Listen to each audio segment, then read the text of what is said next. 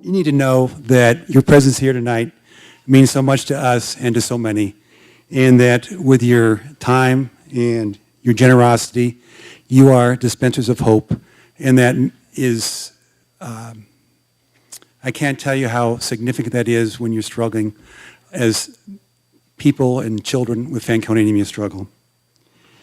You know, we all have defining moments in our life. It may be a graduation, it may be the birth of a child, it may be a new job. It was a day after Labor Day 1990 that I received a phone call that every parent dreads.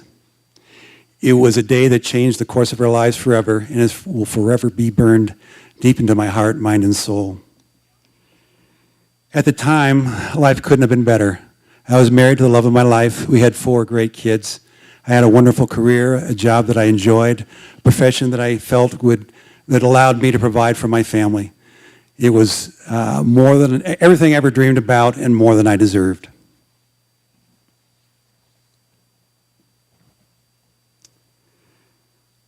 Then came that phone call. Jean had gone to Salt Lake City with Kendall, who was 7 years old at the time, to have some minor hand surgery. She had had surgery as an infant. She was born with a non-functioning thumb in her right hand, and they had removed that thumb and had moved her index finger down into the thumb position so that she would have a functional thumb. She was going back to see the hand surgeon, as I said, for some minor revision, when I got a phone call from Jean telling me that surgery had been canceled. Kendall was okay, but in her preoperative lab work, they had found that she was anemic, her platelet count was low, as was her white count. They were okay, and they were on their way home. I made a quick call to one of my pediatric colleagues, and after discussing the case with her, she was about 90% sure that Kendall had a disease called Fanconi anemia. This is a disease I had heard about in medical school but knew very little about. It was one of those diseases they said you'll probably never see. More testing needed to be done to confirm this, but after getting off the phone, I went to my textbook and looked up Fanconi anemia. As I read, my heart sank. It was a perfect description of Kendall and Taylor. There was absolutely no doubt in my mind at that point in time that they had Fanconi anemia. Fear crept in and built up and welled up, and I stood and wept. In 1990, the outlook for children with Fanconi anemia was pretty grim.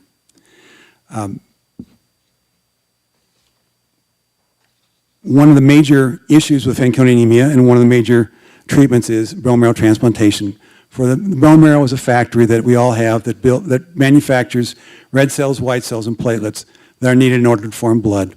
So one of the treatments is a bone marrow transplantation. In a bone marrow transplant, bone marrow cells are withdrawn from a donor and infused intravenously into the recipient. They go to the marrow and start reproducing and hopefully making new blood. It sounds simple, but it's really fraught with many complications and many challenges. Our goal, after learning the disease, was to keep Kendall and Taylor alive long enough so that research and development would come up with new cures and new treatments so that they would have a chance at life. From 1990 until they went to transplant, Fanconi anemia was a central part of her life. There were doctor visits and procedures, blood draws, and difficult times. However, during that time, we had lots of fun. We were determined as a family not to let Fanconi anemia define us. There were school parties, birthday parties, sporting events, camping, snow skiing, water skiing, boating, fireworks. Kendall and Taylor loved fireworks. Challenges met, graduations, goals achieved. And through it all, we had lots and lots of fun. We built memories that I will cherish in my heart forever.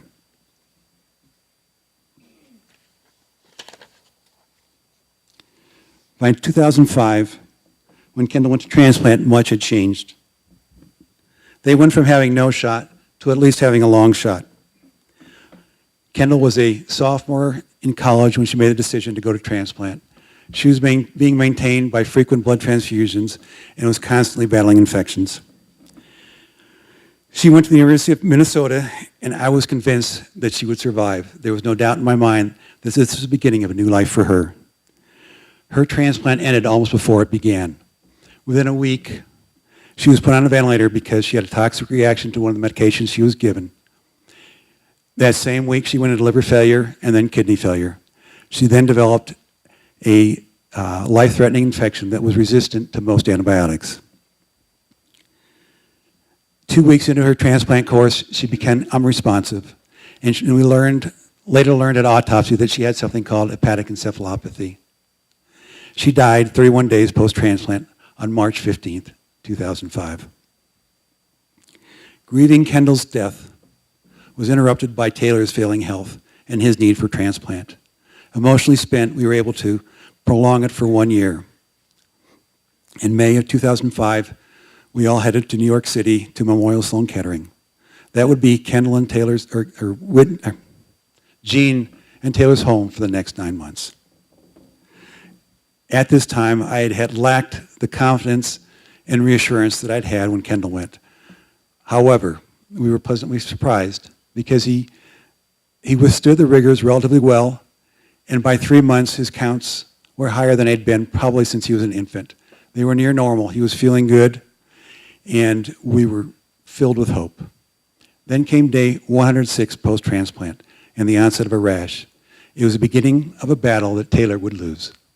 It represented something called GVHD, or graft versus host disease. In this disease, the donor cells, the donor transplant starts attacking the recipient. So the cells that Taylor had been given, that had been transfused into him, started attacking him. The next 5.5 months were the beginning of a downward spiral. I saw his deterioration take place on my weekend visits, and each time I could see he was getting sicker and sicker.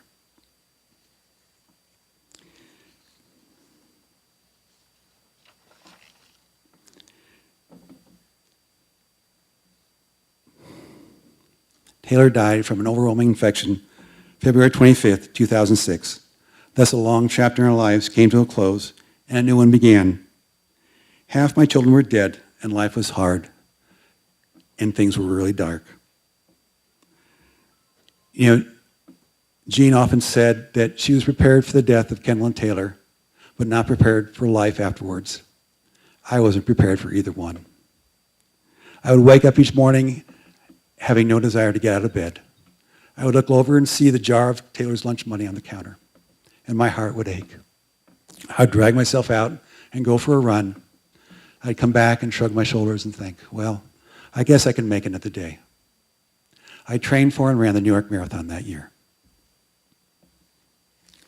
Similar to our resolve to keep Kendall and Taylor alive was our resolve that their lives would count for something.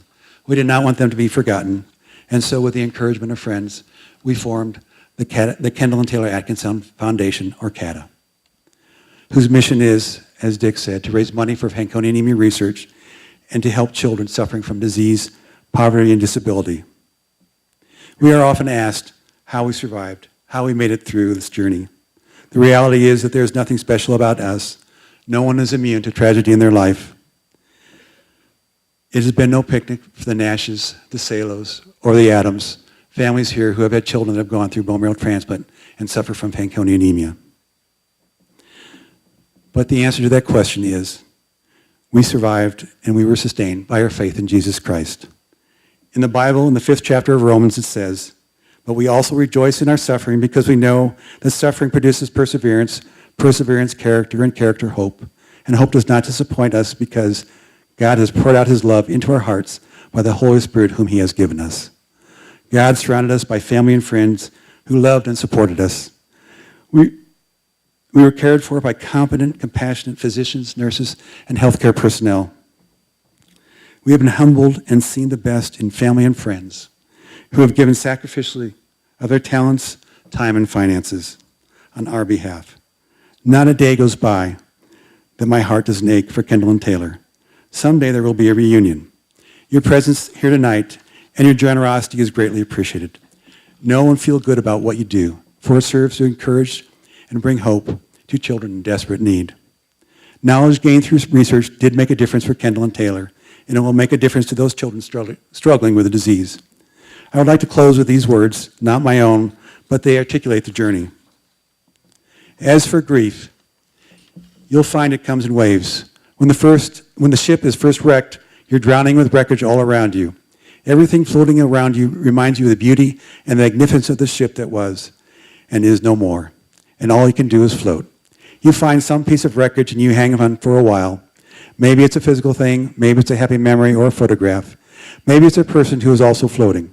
For a while, all you can do is float, stay alive. In the beginning, the waves are 100 feet tall and crash all over you without mercy.